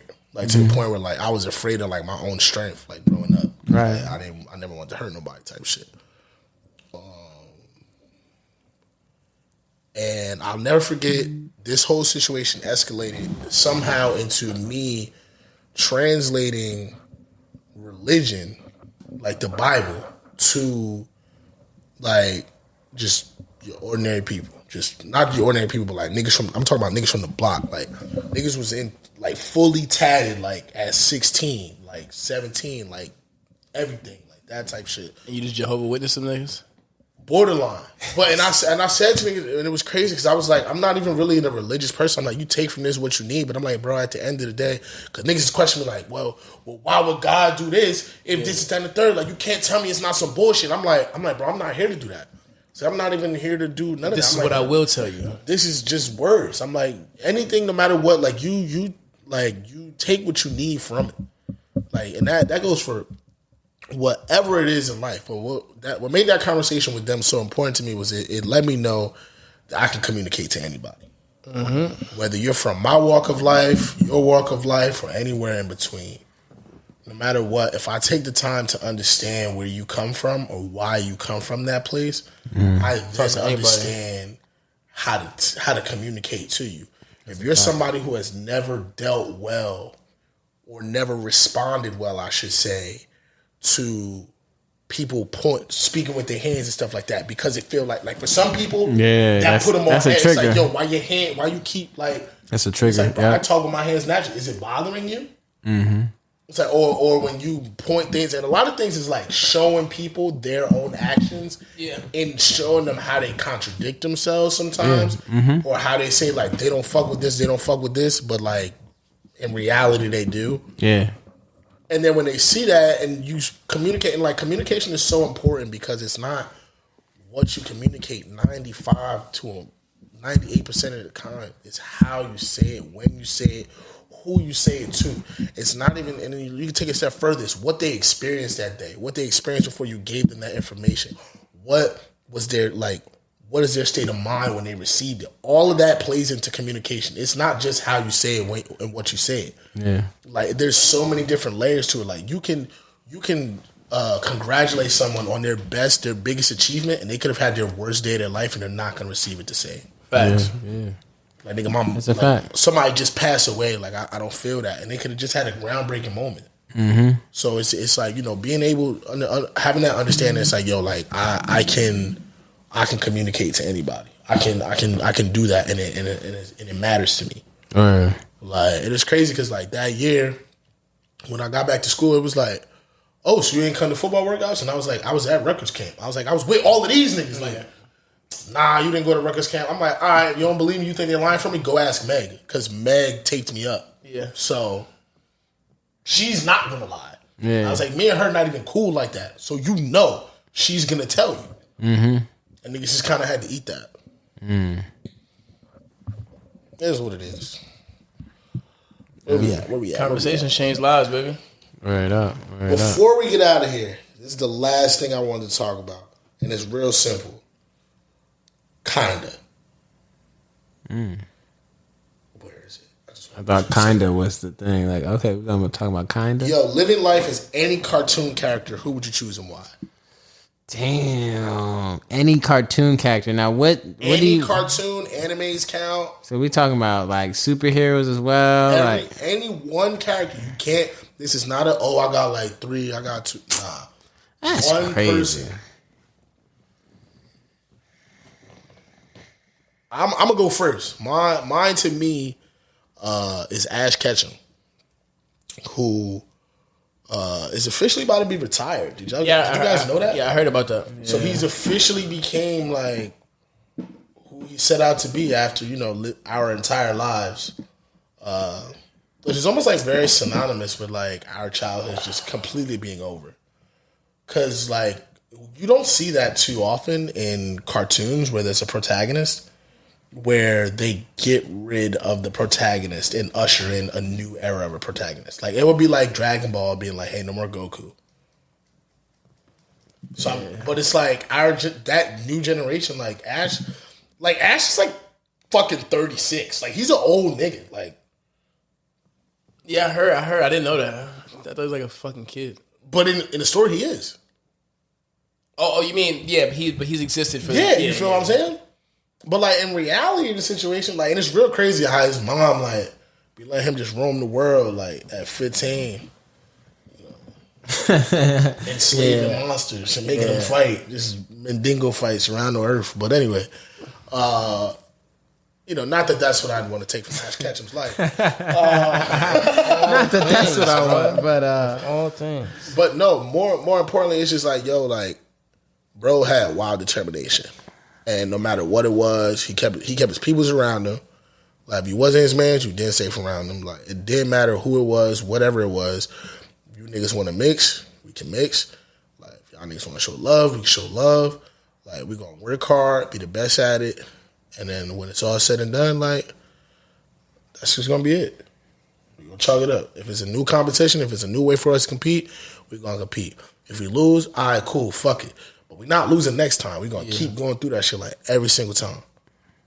Like, and the niggas always had the good eats. I don't know what them little Japanese foods were, but them shit. They used to always have the good eats. Every time, bro. Every time. This nigga never paid no bills. Never. He used to, like, his pets used to get fucked up. He would just wheel them niggas into into the hospital, put them niggas in the microwave. They good. You feel me? This nigga got movies, video games. Like, he's literally achieved things that nobody had. It's a fact. Why wouldn't you want to be that nigga? Everyone in Pokemon got old besides Ash. Fact. Professor Oak got like older gray hair now. The nigga still ain't golden hair. Mm-hmm.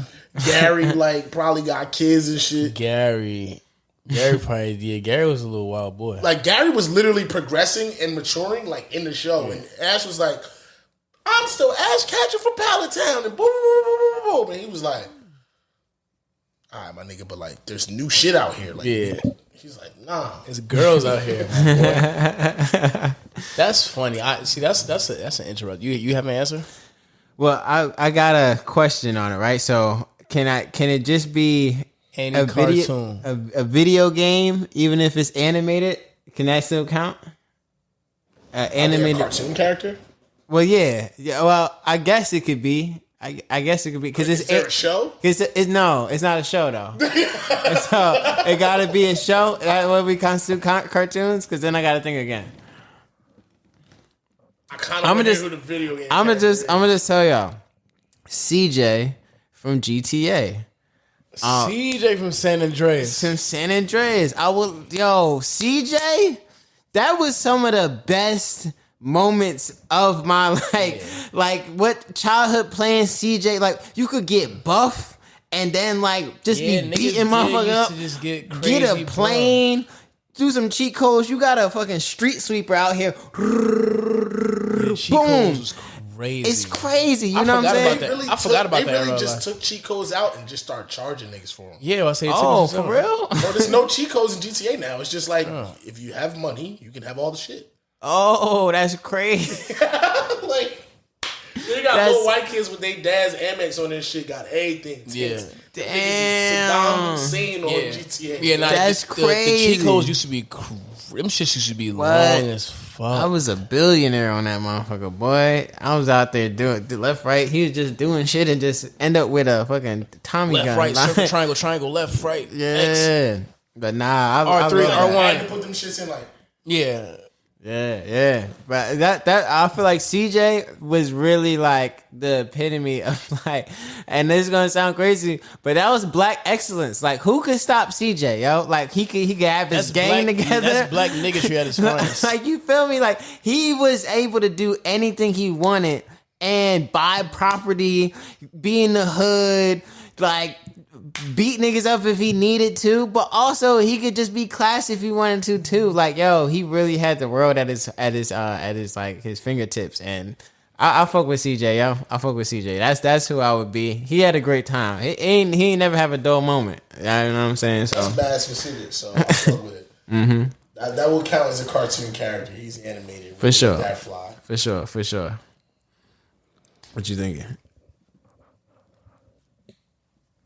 Patrick from SpongeBob. Okay. I'm excited. I'm curious, and I'm not. I don't want to know.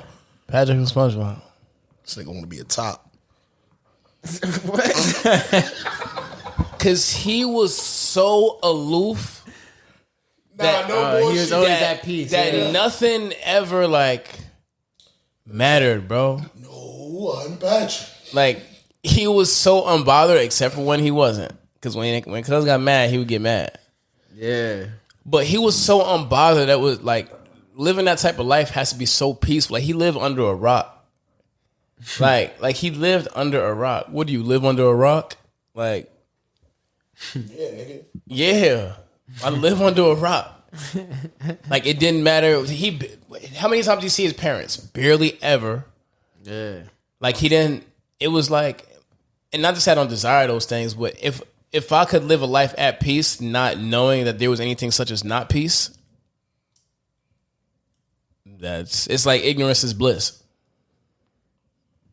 It's probably not the person that I would like choose in terms of lifestyle or like what I want to be like or just that and third. But from a perspective standpoint, like I feel like his perspective would be the most interesting for me to like live in because it's like the antithesis of what an overthinker is. It's like an underthinker, like somebody who doesn't even like, who wakes up and doesn't even have a grasp of the fact that they're even like awake. They're just like living in peace and they just feel good all the time. It's just like, yeah, but like, you know what I mean? Like you're about to go out. It's like you're about to what? Like, yeah, I'm just gonna like go under this rock. Like, yeah, like see y'all later, maybe. Y'all niggas all right? Yeah, like I'm good. You good? I just feel like that perspective is super, super interesting, especially from a space of like thinking about everything all the time. It's like if you could not think about nothing any of the time. Like imagine you just wake up and just be like, like,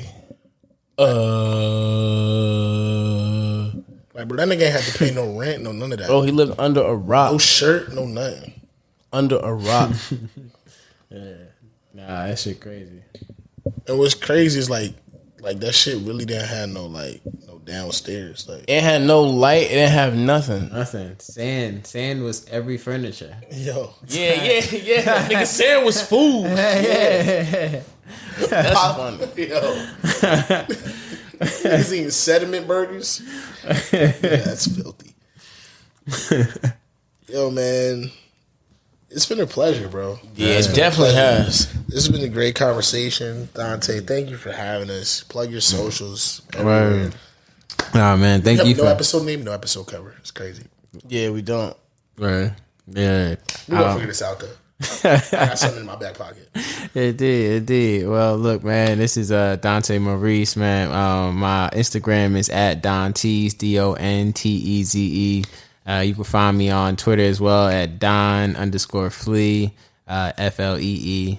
And then yeah, man, and just holler at me. Yeah, for sure. I couldn't let it go. I was like, I could change the name now, but somebody took Donteeze. They don't even use it. Like I'm waiting for Elon to clean up the whole site because I'm trying to grab that. Oh, he stepped down as CEO.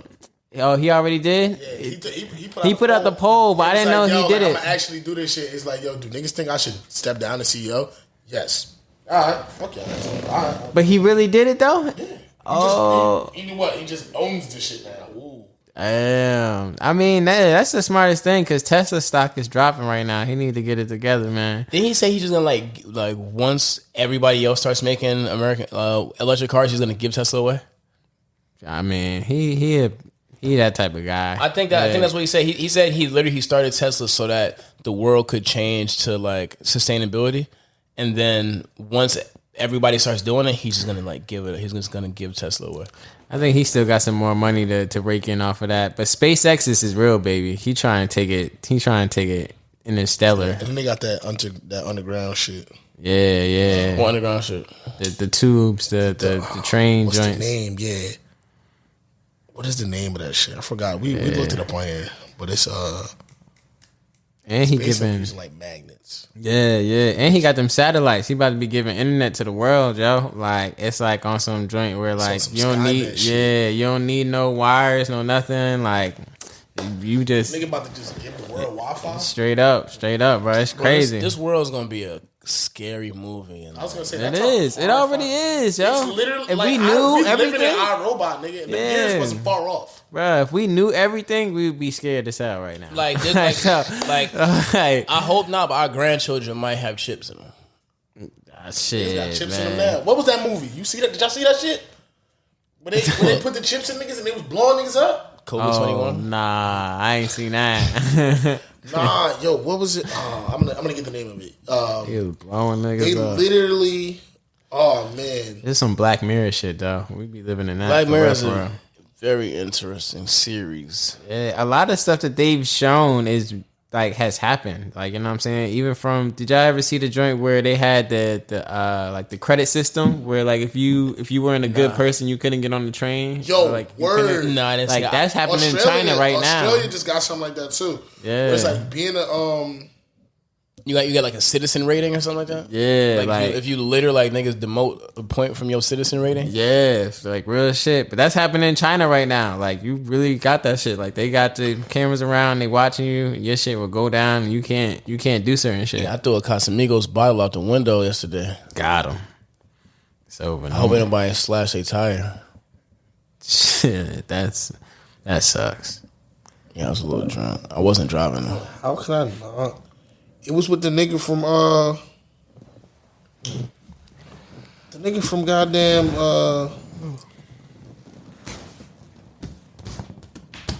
he from Scandal and that shit. Y'all niggas didn't watch Scandal? Y'all too masculine? Nah, I watched Scandal until Like, niggas too masculine to watch when did I start? Olivia Pope would have had Brittany Griner home in 2 weeks. Yeah, that's a Yeah, fact. she did used to do her thing. She used to what? Foreign diplomat? Yo, just tell him to meet us on the tarmac, nigga. I got us. Yeah, she used to. Hey, you got him? Hug. Boom, boom, boom. Everybody get clipped. Yeah. Everybody going home, fuck diplomatic immunity, all that bullshit. Because we not in America. We out. Yeah, Columbus Short folded the bag. He's folded a lot of bags. Yeah. He's a cashier now. It's been the Ed Regulation Podcast, episode 83, featuring Dante Maurice. I am one of your hosts, Shake. Pause. Where is it? It's over here. Boop nuke. Love in the building. Beeman. Monsieur Bouzin. 2 times for Bird.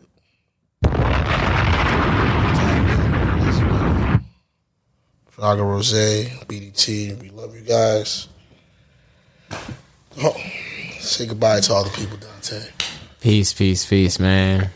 I enjoy being here, man. Love this shit. Always, bro, we love y'all. And fuck Mister. Big love in the building. Make sure I get that motherfucking lover's patience. Let me tell you one thing though.